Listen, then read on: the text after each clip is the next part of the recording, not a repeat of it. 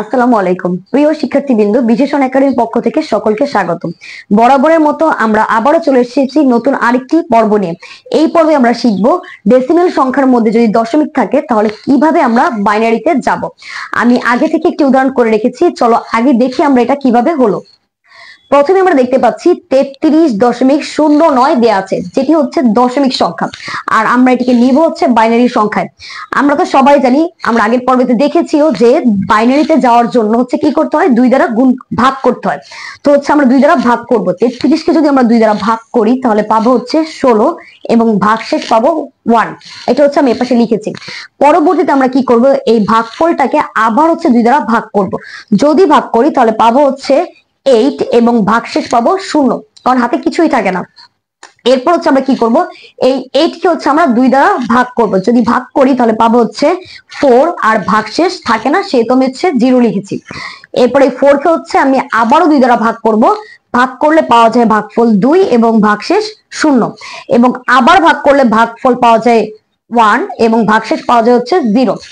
এরপর হচ্ছে আমরা কি করব, আবারও এটিকে হচ্ছে ভাগ করব, কারণ আমরা তো সবাই জানি যতক্ষণ না পর্যন্ত 0 আসবে ততক্ষণ পর্যন্ত এই প্রক্রিয়াটি চালিয়ে যেতে হবে।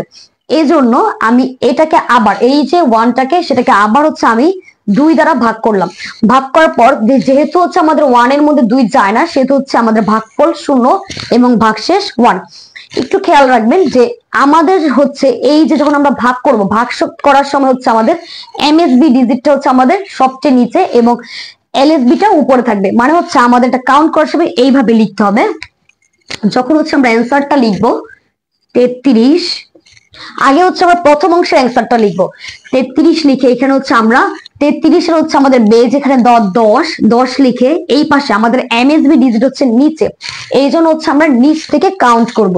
প্রথমেই দেখতে পাচ্ছি 1, এরপর হচ্ছে 1টা 2টা 3টা 4টা 0, এরপর আবারও 1। এই হচ্ছে আমাদের পূর্ণ সংখ্যার হচ্ছে আমাদের কিভাবে ডেসিমেল থেকে বাইনারিতে যেতে হয়। এরপর আমরা দেখব যদি দশমিক থাকে, দশমিকের পরের অংশটা হচ্ছে আমরা কিভাবে হচ্ছে বাইনারিতে কনভার্ট করব। এটা করার জন্য আমরা তো হচ্ছে যখন পূর্ণ সংখ্যা সেটাকে করার জন্য হচ্ছে আমরা কি করেছিলাম, সেটাকে করার জন্য আমরা করেছিলাম ভাগ। আর যেহেতু এটা পূর্ণ সংখ্যা না, এটাকে করবো হচ্ছে গুণ। তো আমরা কি করলাম, এইখানে হচ্ছে আমরা যেহেতু বাইনারিতে নিব সেহেতু হচ্ছে বাইনারির যে বেজ 2 এটা দ্বারা হচ্ছে গুণ করব। প্রথমে গুণ করলে পাওয়া যাবে হচ্ছে কত, 0.18।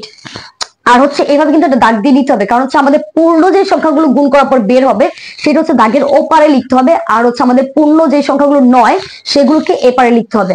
তো এখানে আমরা পেলাম হচ্ছে 0.18। এই 0.18 কে আমি আবারও হচ্ছে 2 দ্বারা গুণ করব। গুণ করলে পাওয়া যাবে 0.36। এটাকে আমি আবার লিখবো, আবার হচ্ছে 2 দ্বারা গুণ করব। গুণ করলে পাওয়া যাবে 0.72। এটাকে হচ্ছে আমি আবার 2 দ্বারা গুণ করব। গুণ করলে পাওয়া যাবে হচ্ছে 1.44।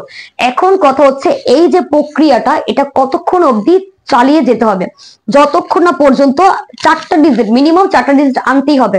এরপর চাইলে আপনি আরো 5 নাম্বার ডিজিট আনতে পারেন, 6 নাম্বার আনতে পারেন, 7 নাম্বার আনতে পারেন, এটা আপনার উপর ডিপেন্ড করবে। কিন্তু হচ্ছে 4টা পর্যন্ত আনতেই হবে, 4টা না আনলে হবে না।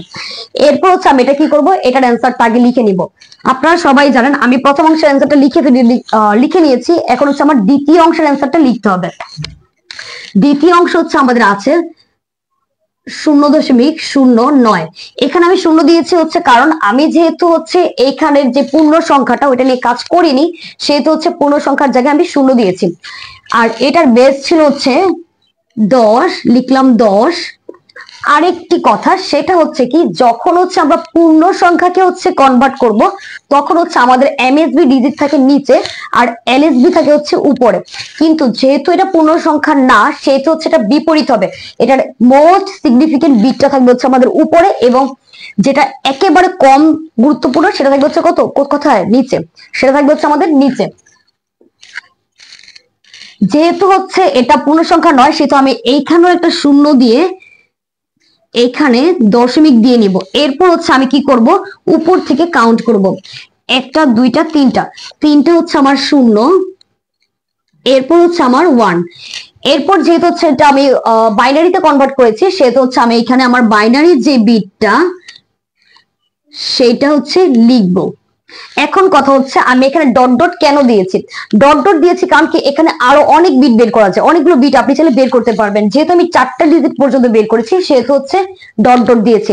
আপনি চাইলে 5টা 6টা 7টা 10টা অব্দি বের করতে পারবেন। এখন আমরা দেখবো কিভাবে সম্পূর্ণ উত্তরটি লিখতে হয়। প্রথমে হচ্ছে আমি প্রশ্নটি তুলে নিব, এরপর হচ্ছে আমার প্রথম অংশের যেই উত্তরটি সেটি লিখব।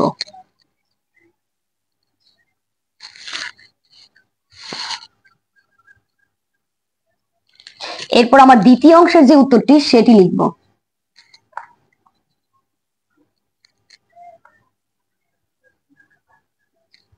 এরপর হচ্ছে যেহেতু আমি বাইনারিতে কনভার্ট করেছি সেহেতু বাইনারির যে বেস সেটা লিখে দিব।